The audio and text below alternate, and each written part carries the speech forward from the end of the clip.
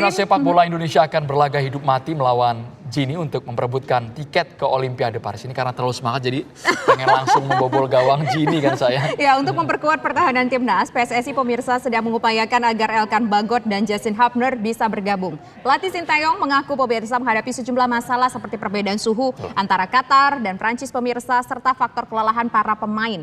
Nah, akankah semua masalah ini bisa diatasi oleh tim Garuda Muda? Untuk membahasnya pemirsa telah bergabung mantan penjaga gawang Timnas yaitu ada Bung Marcus Horizon dan juga pengamat sepak bola Bung Kusnaini. Selamat sore Bapak-bapak semua. Selamat sore Mbak Andrew, selamat sore. Ya, pertama saya ingin ke Bung Marcus terlebih dahulu. Melihat kondisi pertandingan yang sudah berjalan selama beberapa minggu belakangan ini yang harus dihadapi oleh tim U23 sebagai orang yang pernah berpengalaman dalam setiap pertandingan. Kalau menurut Bung Marcus, apakah saat ini sudah mengalami yang namanya mungkin tingkat kelelahan yang sangat sekali mungkin di fase ini para timnas, para pemain timnas? Ya, itu udah pasti ya Mbak, tingkat kelelahan itu pasti dialami seorang pemain bola apabila tim itu sampai melaju ke semifinal. Itu sangat melelahkan, menguras stamina, menguras pikiran, menguras mental, semuanya itu termasuk Mbak. Makanya pada teman-teman pemain Garuda Muda ini yang sudah berada di Prancis dan besok akan menghadapi Guinea, ini harus benar-benar kembali lagi, harus dari nol mentalnya, karena kita ketahui ya Prancis ini rumah kedua bagi tim Afrika ya. Kalau kita Indonesia rumah kedua kita mungkin kemarin itu di Qatar ya, Timur Tengah rumah kedua kita, dan di Prancis ini rumah keduanya ini tim Afrikanya. Kenapa? Karena mereka yang pertama mereka sudah terbiasa dengan suhu udara di Prancis, kemudian sebagian besar mereka sudah bermain di negara Prancis, makanya ini sekali lagi ini pertandingan yang sangat menguras tenaga lagi nih Mbak. Baik Bung Marcus, tapi banyak juga publik yang mengkhawatirkan karena secara postur body dari pemain Gini ini jauh di atas Indonesia. Tapi sesungguhnya kalau level gaya permainan Gini kontra Indonesia bagaimana Bung Marcus? Ya, kalau Afrika ini beda ya sama tim-tim Eropa. Afrika ini mempunyai style gaya tersendiri. Yaitu tim Afrika ini mereka bermain tidak seperti tim-tim Eropa, Timur Tengah. Mereka bermain kalau sudah masuk di wilayah lini pertahanan lawan, mereka kadang-kadang mereka bisa mendribble saat melewati 1-2 pemain, bahkan langsung sambil lari sambil running mereka bisa langsung shooting itu. Itu perbedaannya nih. Mereka jarang sekali bermain dari bawah. Memang sih bermain dari bawah, tapi tim Afrika kita ketahui kalau sudah masuk lini pertahanan mereka kebanyakan bermain individu, mereka selalu sering melakukan syuting ke gawang ini. Postur tubuh udah pasti ya. Kita ketahui memang postur tubuh tim Afrika memang sangat tinggi sekali ya, tapi saya yakin ya mudah-mudahan lini pertahanan kalau misalkan dapat pelanggaran, corner kick itu harus diantisipasi nih yang pemain-pemain yang tinggi nih di tim Afrika ini. Gimana siapa sih yang di Indonesia tim Garuda Muda yang pemain tinggi, lawannya pemain tinggi juga, jangan pula pemain pendek yang jaga pemain tinggi Afrika kan gitu. Saya yakin Coach Shin juga sudah mempunyai pola siapa-siapa saja yang dijaga kalau misalkan ada free kick, ada corner kick gitu. Oke. Baik, nah sekarang saya ingin ke Bungkus. Bungkus, kabarnya nih komposisi pemain Gini ini adalah pemain-pemain yang sudah pernah ataupun banyak bermain di Eropa. Nah, kalau kita lihat apakah ini jangan-jangan mereka nanti akan memperkuat tim Eropa atau tim Gini tersebut di pertandingan melawan Indonesia. Nah, kalau sudah sebegini, kalau seandainya sudah memperkuat tim Gini besok ketika bertemu dengan Indonesia, bagaimana kemudian peluang Indonesia, Bungkus? Iya, kita tahu memang sebagian besar atau 60% pemain yang dibawa untuk pertandingan ini kan mainnya di Eropa ya. Tapi jangan lupa bahwa mereka ini usianya masih muda ya. Banyak di antara mereka ini di timnya masih berstatus sebagai pemain pelapis. Jadi juga kita tidak perlu terlalu silau ya dengan nama-nama yang disebutkan oleh pers ya. Memang ada pemain yang pernah bermain di Barcelona, Alex Moriba yang sekarang ada di Getafe. Lalu ada pemain yang juga bermain di Olympiakos, ada yang bermain di Leganes. Ini emang nama-nama klub yang dikenal oleh publik Indonesia. Tapi jangan lupa mereka ini bukan merupakan pemain yang bisa dibilang pemain andalan ya. Masih banyak yang statusnya sebagai pemain pelapis, yang masih banyak duduk di bangku cadangan saat membela tim senior. Jadi kita tetap optimis, saya pikir menghadapi mereka. Nah yang penting ini cara mainnya. Apa yang dikatakan Markus tadi benar ya. Sebetulnya cara main Gini ini tidak seistimewa Uzbekistan atau bahkan Jepang ya. Mereka ini mainnya masih cenderung banyak individual. Jadi kerja sama timnya itu nggak terlalu istimewa. Cuma memang mereka berani ya masuk area sepertiga pertahanan kita. Mereka kalau punya ruang syuting mereka. Tidak banyak kombinasi, tapi banyak melakukan aksi individu. Nah, disitulah pentingnya kita memiliki pertahanan yang terkoordinir dengan baik, pertahanan yang kuat, yang juga sedapat mungkin menghindari terjadinya pelanggaran di area di sekitar kotak penalti. Karena mereka pasti akan melakukan syuting langsung dan itu akan menjadi tantangan bagi kiper kita ya, karena syutingnya keras-keras pemain dari Gini ini. Nah untuk itulah saya pikir penting sekali di pertandingan ini Coach Sintayong bisa menemukan formasi yang tepat untuk membenahi pertahanan. Tidak ada Rizky Ridho, sementara juga tidak ada Justin, Elkan juga belum pasti bergabung. Ini butuh PR betul untuk bagaimana membuat lini pertahanan bisa menghadapi pemain-pemain lawan yang secara postur lebih tinggi, kemudian secara fisik lebih kuat, dan mereka punya nyali untuk bertarung satu lawan satu dengan pemain-pemain belakang kita.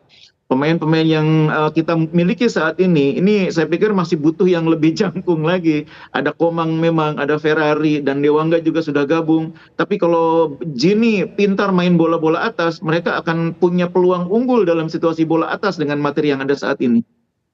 Baik, kalau head to head antar lini depan pemain kita dan juga Gini, bagaimana Bung Kus melihatnya?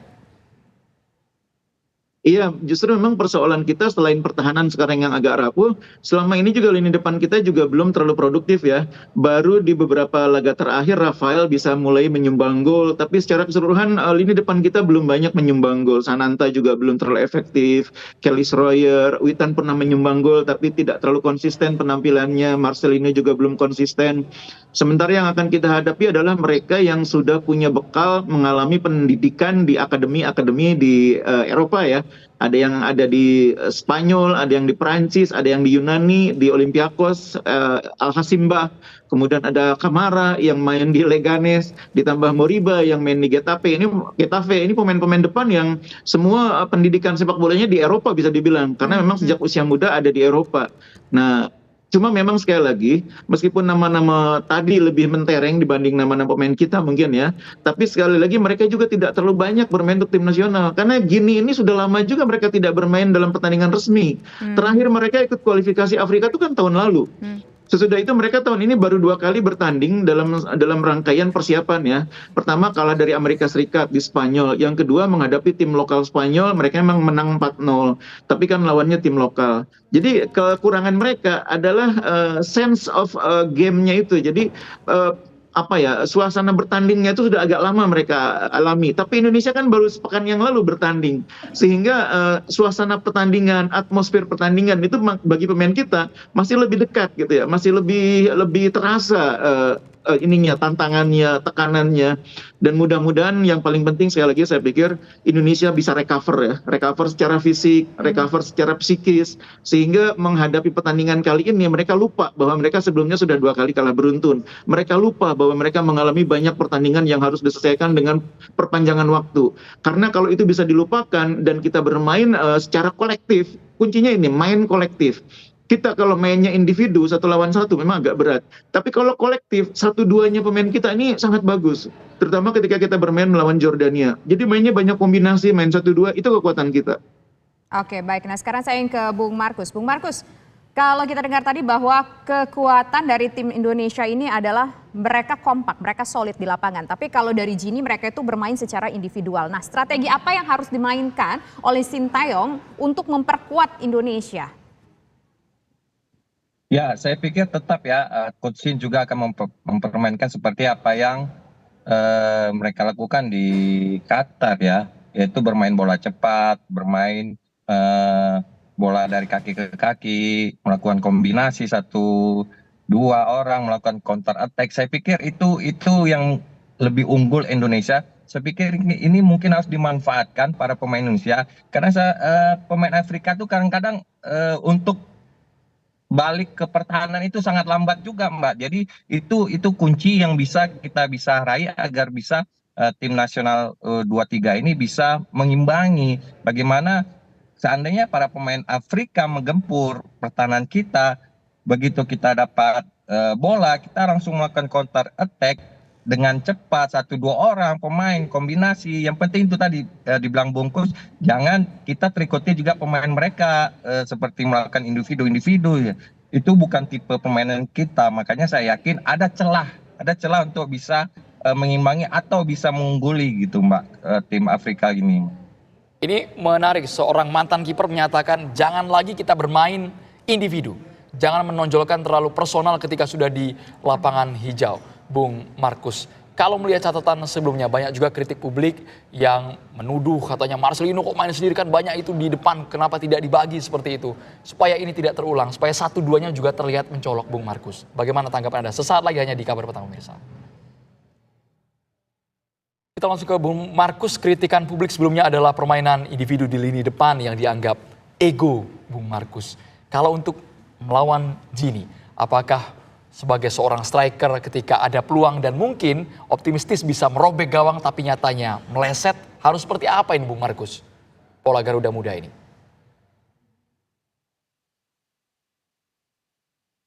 Boleh di-unmute Bung Markus audionya?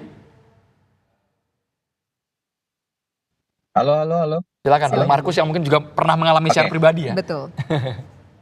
Ya, saya juga mantan pemain ya, kita juga manusia ya. Mungkin pertandingan hari ini kita bermain bagus, besok bermain jelek, itu hal biasa ya, Mbak. Di tingkat Eropa juga ada pemain yang punya bintang, pemain yang punya nama juga. Hari ini bermain bagus, besok dia bermain jelek. Ya, kita ketahui ya tipe-tipe penyerang, apalagi kalau sudah masuk dalam kotak penalti, pasti ada egonya. Hal itu ya pasti semua wajar. Namun ego itu bisa kita evaluasi, perbaiki jika seandainya bisa pertandingan hari ini dia terlalu banyak ego, dilihat temannya free, kosong, tidak dikasih, ya mungkin pertandingan selanjutnya kita, ya ini peran pelatih ya, bagaimana bisa mendekatkan ke pemainnya untuk mengajak pemain itu bagaimana nanti pertandingan selanjutnya tidak terlalu ego, boleh ego melewati 1-2 orang, tapi kalau ada kans yang lebih besar untuk teman kita buat dioper, kenapa enggak gitu ya. Tapi ya saya tahu Lino ini dari U16 saya bersama Coach Bima pelatih, kita tahu Lino dari usia 16 itu emang tipe Lino ini kadang-kadang emang bermain ego, tapi kita tidak luput, kita selalu kasih tahu setiap pertandingan sama Lino, kamu harus perbaiki, jangan sampai kamu terlalu banyak main individu. Kasih teman kamu kalau memang ada peluang. Kalau kamu memang bisa mencetak gol, ya boleh satu melewati 2 pemain, kamu langsung syuting, cetak gol, itu boleh, itu hal wajar biasa. Kalau penyerang tipenya begitu, makanya kadang-kadang kita 5 tahun kita kasih tahu Lino, ya kita tahu sendiri Lino ini kan masih sangat muda ya. Di tim U23 nih yang muda itu Lino sama Akram Fikri. Mereka sama di U16 kemarin ya. Saya pikir apalagi anak-anak muda ini kadang-kadang kan egonya yang nggak usah pemain bola aja, kita biasa aja juga kalau anak muda egonya juga terlalu tinggi ya. Makanya kita juga harus paham gimana anak-anak ini yang masih muda ini, kita harus ya pelan pelan bagaimana kita harus kasih tahu para pemain-pemain muda ini untuk mengurangi sedikit rasa ego itu gitu loh. Oke, baik. Sekarang saya ingin menuju ke Bungkus. Bungkus, lawan kita sebelumnya kan adalah orang-orang Asia. Oke, ada Uzbekistan yang gitu kita menyebutnya bahwa bagian yang punya permainannya mungkin berbeda dengan Asia. Tapi kalau kita lihat dari Afrika sendiri, misalkan kita berbicara soal Gini, apa sih mungkin kelemahan Gini yang bisa kita eksploitasi untuk merobak ataupun untuk merobek gawang dari Gini, Bungkus? Iya, sebetulnya kita bisa melihat permainan Gini itu misalnya dari contoh pemain-pemain Afrika yang sebagian juga banyak bermain di Liga 1 ya. Cara main mereka itu ya kurang lebih di sebagian besar Afrika kurang lebih sama ya. Bedanya mungkin karena pemain-pemain Gini ini banyak yang sudah mendapat sentuhan sepak bola Eropa. Jadi tactical awareness-nya itu lebih tinggi gitu ya. Kalau yang belum banyak mendapatkan kesempatan mengasah ilmu di Eropa, biasanya datang itu dengan kemampuan individual yang bagus, tapi tactical awareness-nya masih kurang. Nah, ini kebetulan pemain-pemain Gini ini sudah banyak bersentuhan dengan sepak bola Eropa yang dibawa untuk pertandingan U23 ini, sehingga mereka punya tactical awareness yang cukup tinggi. Problemnya adalah mereka sempit waktunya untuk menyatukan itu dalam satu tim, sehingga mungkin tactical awareness itu juga belum terlalu kelihatan. Akan tetap lebih menonjol kemampuan individu dan permainan individunya. Itu yang membedakan. Nah, kemudian yang kedua, kalau kita ini kan meskipun kita secara postur kalah dibanding mereka, tactical awareness-nya masih lebih kuat karena kita kemarin baru menghadapi sebuah kejuaraan yang penting, Piala Asia, sehingga tactical awareness itu masih kuat di kalangan pemain-pemain. Nah, problemnya barangkali seperti yang saya bilang tadi, kita berkurang materi pemainnya, terutama di lini pertahanan. Dua pemain yang bisa menjadi pemain starter tidak ada di tim, dan itu yang akan sedikit mengganggu koordinasi sekaligus kerjasama di lini pertahanan. Makanya tadi di awal saya katakan fokus Sintayong saat ini adalah bagaimana membenahi pertahanan, karena kita akan berhadapan dengan lawan yang lebih kuat dibanding lawan-lawan kita di Asia. Pada saat bersamaan kemampuan pertahanan kita agak menurun. Nah, ini butuh taktik sekaligus strategi yang tepat untuk mengatasi. Kalau kemampuan individu per orangnya ya saya pikir kita juga tidak akan bisa mengubah banyak dengan sisa waktu yang hanya 1 minggu.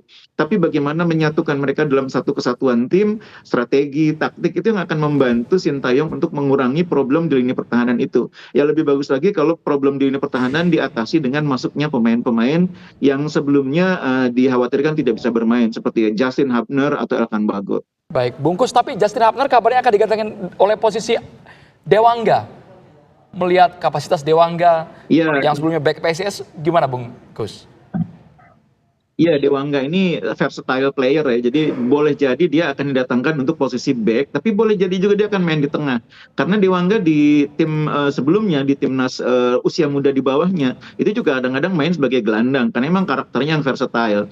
Jadi bisa jadi Dewangga tetap di tengah, mendampingi katakanlah Ivar Jenner, kemudian di belakang Nathan akan bermain sebagai leader. Nathan, ada Ferrari, ada Komang, skuad sementara kan itu. Karena di belakang butuh pemimpin, mau tidak mau harus ada pemimpin. Nah, yang punya karakter memimpin di pertahanan saat ini ya Nathan.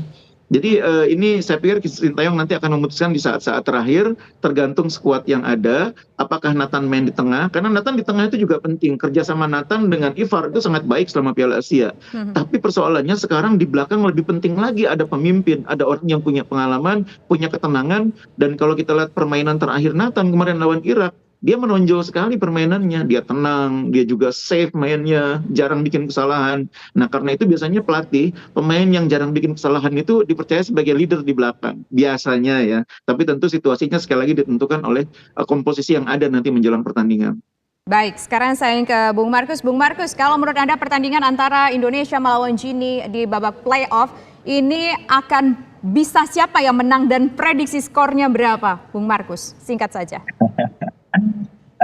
Sebenarnya gini ya, kalau prediksi skor saya dari kemarin-kemarin juga saya bilang saya tidak bisa memprediksi berapa-berapa. Yang pasti kalau anak-anak ini Garuda Muda ini bisa bermainnya seperti Piala Asia di Qatar kemarin, kerjasamanya lebih solid lagi, komunikasinya lebih bagus lagi, lini pertahanannya lebih disiplin.